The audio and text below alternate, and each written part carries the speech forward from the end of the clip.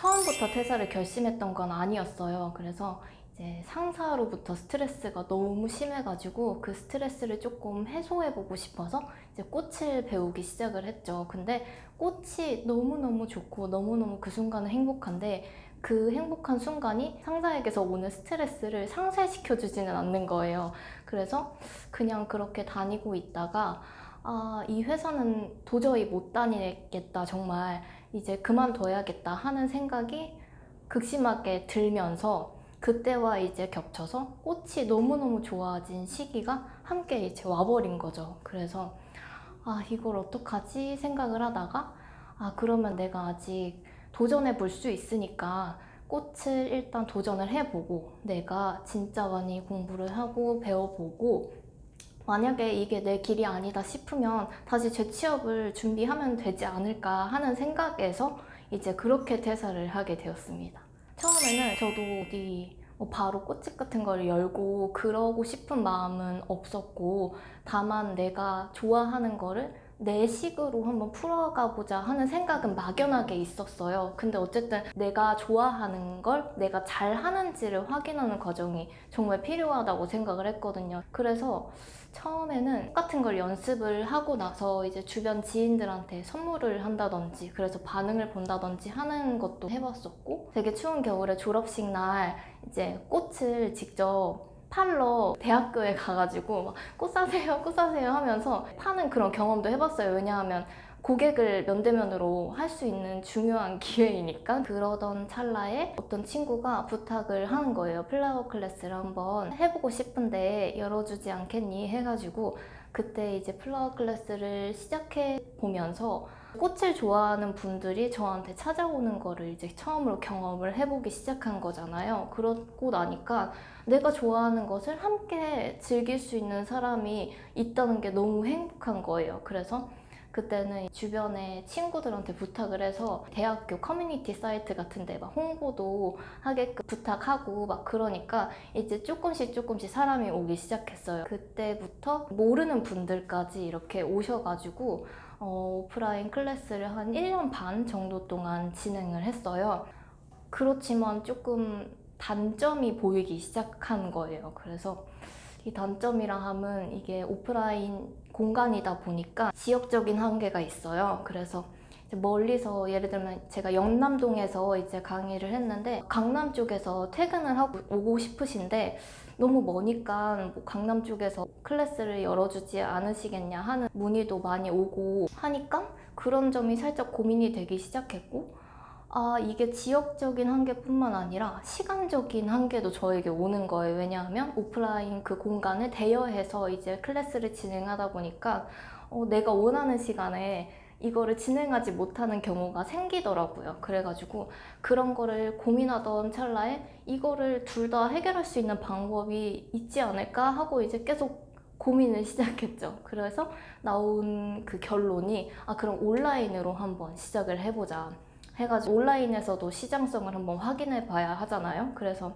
크라우드 펀딩 같은 걸로 내 이 상품이 잘 판매될 수 있는지 이런 거를 어느 정도 확인을 좀 하는 과정을 거쳤어요. 그래서 그러면은 이렇게 시작을 해봐도 되지 않을까 하는 생각이 이제 그때 들어가지고 온라인으로 본격적으로 넘어가게 된 거죠. 온라인에서 만나는 고객분들에게도 이런 행복을 좀 전하고 싶어서 DIY 키트 같은 걸로 이거를 대신해보면 좋겠다 하는 생각이 들어서 DIY 키트 같은 것도 이제 기획을 해서 한번 시도를 해봤죠.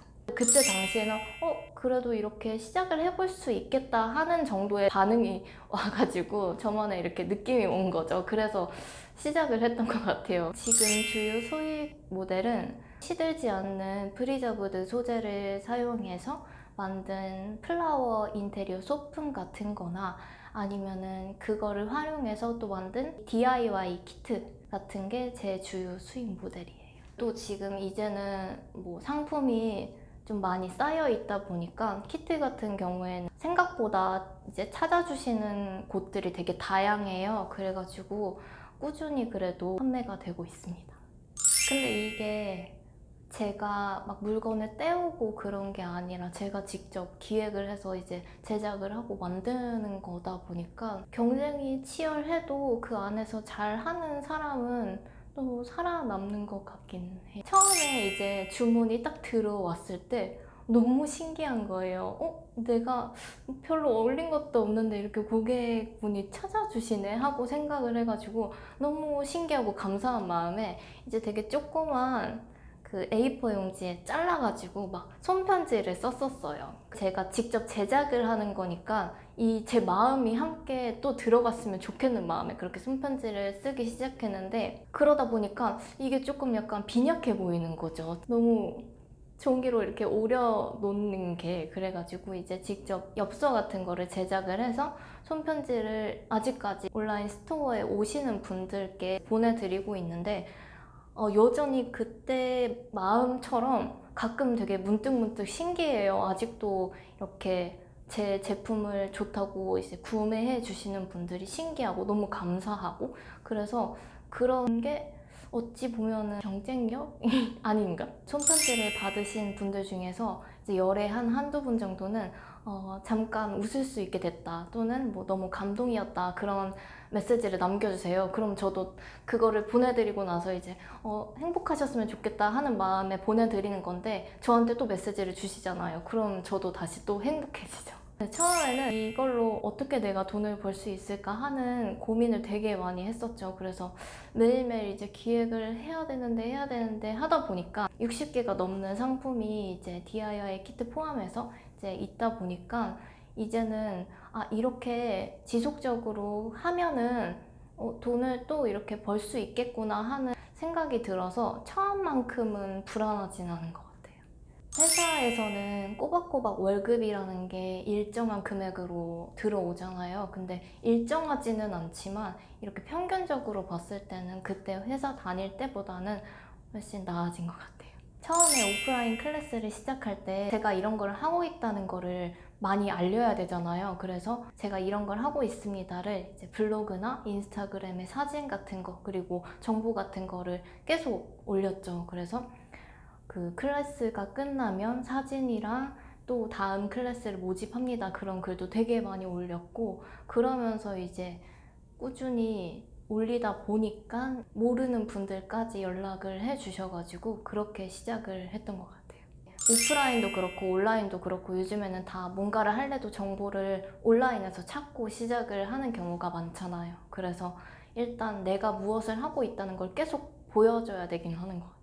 새로운 상품을 올릴 때 상세 페이지에 조금 정보를 많이 넣으려고 하는 편이에요. 어쨌든 이거를 구매하려고 오시는 분들이 이게 뭐지 하면서 그냥 이탈할 수 있으니까 조금 더 많은 정보를 담고 있으면 이건 이런 거구나 하고 느끼실 수 있으니까 그렇게 하려고 노력을 하고 있고, 상품도 너무 자주 올리지는 않는데 그래도 꾸준히 새 상품을 업로드하려고 노력을 하고 있고, 제가 가장 심혈을 기울이는 건 아까 말씀드린 것처럼 손편지 같은 걸 통해서 이제 고객분들이 오셨을 때 좀 감동을 받고 다시 제 스토어에 찾아주셔서 다른 분들한테 선물을 한다든지, 아니면은 새로운 상품이 리뷰가 달리지 않았는데도 믿고 구매를 해주신다든지, 그런 경험을 하다 보니 구매 고객을 스토어에 다시 방문하게 하는 거, 또는 감동을 받고 좋은 감정을 느낄 수 있도록 해드리는 거, 그게 제가 생각하기엔 제일 중요한 것 같아요. 일단은 제가 생각하기에는 이제 좋아하는 것을 바로 이걸로 돈을 어떻게 벌까? 벌 수 있을까? 하는 생각을 하시기보다는 일단 좋아하는 것에 완벽하게 몰입을 해보는 경험이 정말 필요한 것 같아요. 그래서 저도 처음에 이제 꽃을 막 접하고 너무 많이 좋아해지다 보니까 출근할 때는 정말 도살장에 돼지가 끌려가는 것처럼 정말 너무너무 힘들게 막 이렇게 갔다면, 주말에 그 플라워 클래스를 제가 갈 때는 출근할 때보다 1시간 정도 더 먼저 일어나야 함에도 불구하고 피곤한 기분도 없고 오히려 무슨 자양강장제 먹은 것처럼 정말 에너지가 막 샘솟고 그런 기분을 느껴봤거든요. 그래서 우선은 그 좋아하는 것에 완벽하게 몰입을 해보면서 이게 정말 내가 행복을 느끼는 거구나 하는 것을 온전히 느끼는 게 가장 일단 중요하다고 생각을 해요.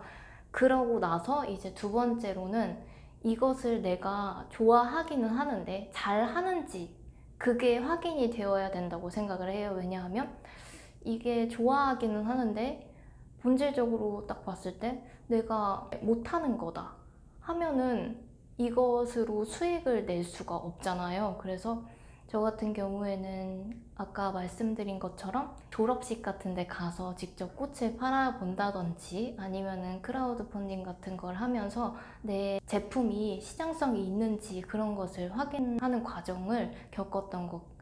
그러고 나서 이제 팔려고 생각했던 상품이라든지 아니면은 한번 해보고 싶었던 뭐 서비스라든지 그런 것을 기획을 해 보셔가지고 작게나마 시작을 해 보시는 게 가장 중요한 것 같아요.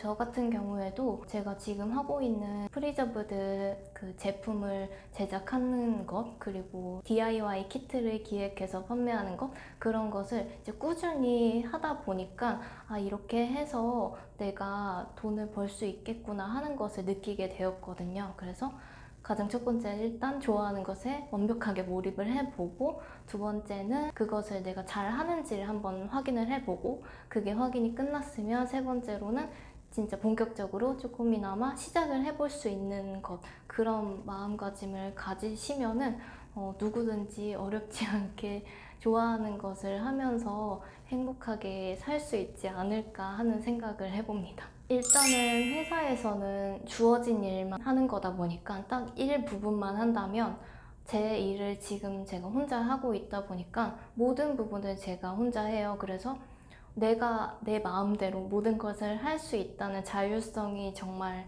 크고, 그리고 뿌듯함도 되게 많이 오는 것 같아요. 근데 자율성이 크다 보니까 이게 시간이나 그런 것도 여유로울 때는 마음껏 여유로워도 되는데, 내 일을 하다 보니까 몸은 여유로운데 머릿속은 바빠요. 내가 이걸 어떻게 해야지 더 잘할 수 있을까 하는 생각에 완벽하게 이제 오프를 해놓고 쉬지는 못하는 것 같아요. 그렇지만 내가 좋아하는 것을 하고 있다 보니까 대체로 행복하게 지내고 있습니다.